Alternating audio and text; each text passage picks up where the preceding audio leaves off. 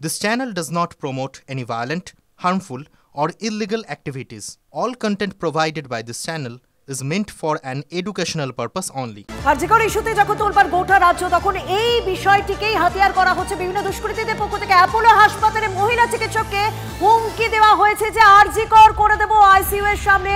ধর্ষণ এবং খুনের হুমকি মহিলা চিকিৎসককে। আমার সহকর্মী রঞ্জিত আমার সঙ্গে রয়েছে। রঞ্জিত, স্বাভাবিকভাবে ক্ষোভ তো দেখা দেবে, কারণ এই ইস্যুতে যখন গোটা রাজ্য তোলপাড়, দেশ তোলপাড়, সেখানে এই কথাগুলো ব্যবহার করে হুমকি দেওয়া হচ্ছে। এতটা সাহস!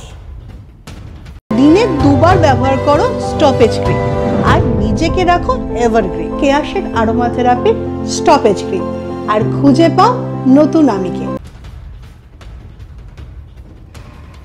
একদমই দেখো, ভয়ঙ্কর অভিযোগ করছেন এই বেসরকারি অ্যাপোলো হসপিটালের আইসিইউ এর মহিলা চিকিৎসক, এবং তাকে পরিবারের যে রোগীর পরিবারের পক্ষ থেকে বলা হয়েছে ফির আরজিকর কে তারা হো যায়গা, অর্থাৎ তাকে ধর্ষণ এবং প্রকাশ্যে বলছি জনসমক্ষে ধর্ষণ এবং খুনের হুমকি দিচ্ছেন।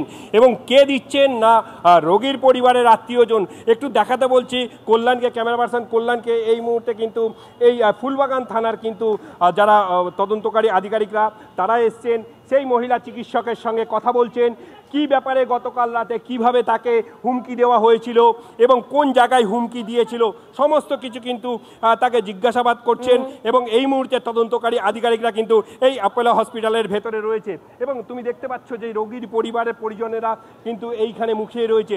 অর্থাৎ আরজিকরের ঘটনা থেকে কোথাও কিন্তু আমরা শিক্ষা নিতে পারিনি, কারণ পুনরায় একটি বেসরকারি হাসপাতালে এই ধরনের ঘটনা, অর্থাৎ প্রকাশ্যে আইসিইউ এর ভেতরে কিন্তু এইভাবে যে আইসিইউ এর চিকিৎসককে হুমকি, অর্থাৎ ফের পুনরায় কিন্তু এই স্বাভাবিকভাবে যে চিকিৎসক তার আত্মীয়কেই পরিষেবা দিচ্ছেন, রোগী পরিষেবা দিচ্ছেন, সেই রোগীর আত্মীয়ই হুমকি দিচ্ছেন যে আরজিকর করে দেবো।